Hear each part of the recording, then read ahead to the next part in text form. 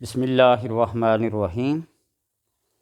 آج آپ کو دودھ کے بارے میں سنتے تو سب آئے دودھ، ہر ایک حکیم، طبیب، عامل کامل، ڈاکٹر حکیم سے سنا ہوگا۔ دودھ غذاؤں میں سے سب سے افضل غذا ہے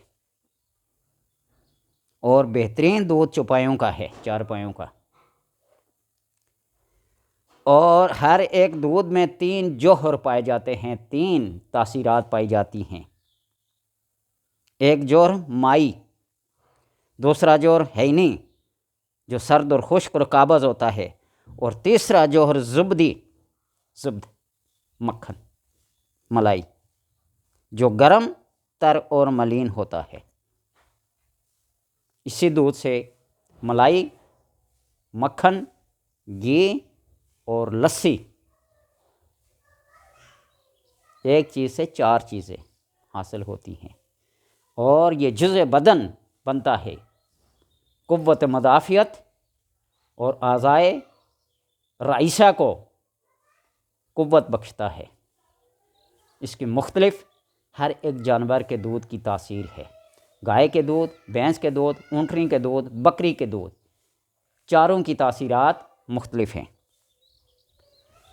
گائے کا دودھ یہ سب دودھ سے افضل ہے، جیسے کہ آپ صلی اللہ علیہ وسلم نے فرمایا کہ گائے کا دودھ پیا کرو، اس کے دودھ میں شفا ہے، شفا نہیں، شفا، شین کے زیر کے ساتھ شفا ہے، اور اس کا گھی دعا ہے، دوائی کے طور پر، اور اس کا گوشت بیماری ہے۔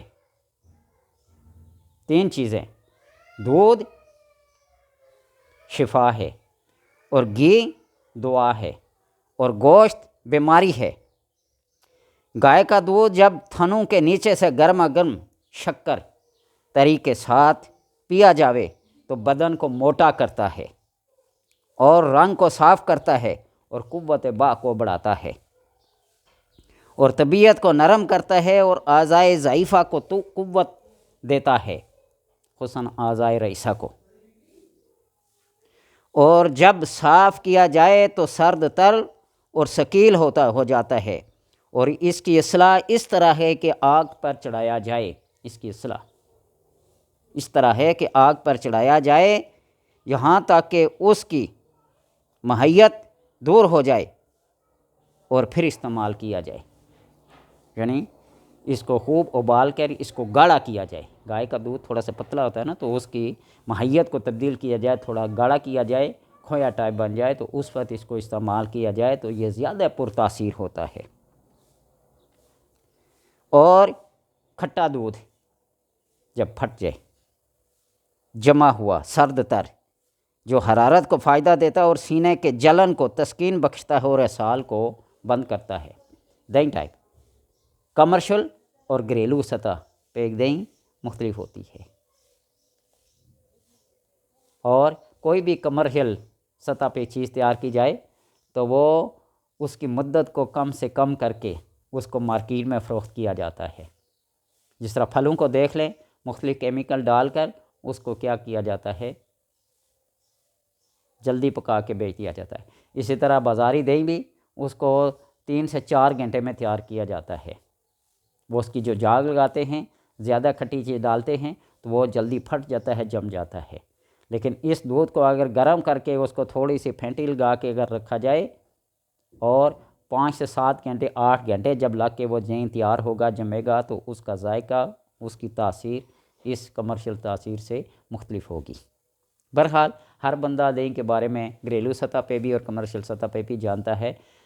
تو اسی طرح سینے کی جلن اور پیٹ کے درد کے اندر کھٹی لسی کا پانی سرد، خشک اور قابض ہوتا ہے، اور اگر اس میں پانی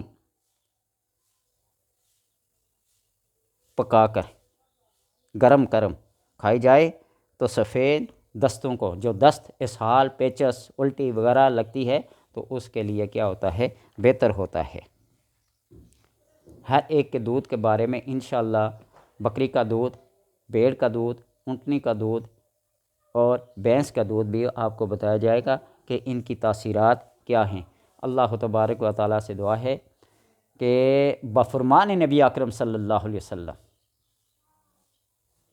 گائے کے دودھ، اس کے گھی سے فائدہ اٹھانے کی توفیق بچے، اور آج کل جو گائے کا گوشت سستا ترین کر کے بیچتے ہیں نا، تو اس کے اندر بھی کوئی نہ کوئی ضرور حکمت ہوگی، تبھی تو آپ صلی اللہ علیہ وسلم نے فرمایا کہ اس کا گوشت بیماری ہے۔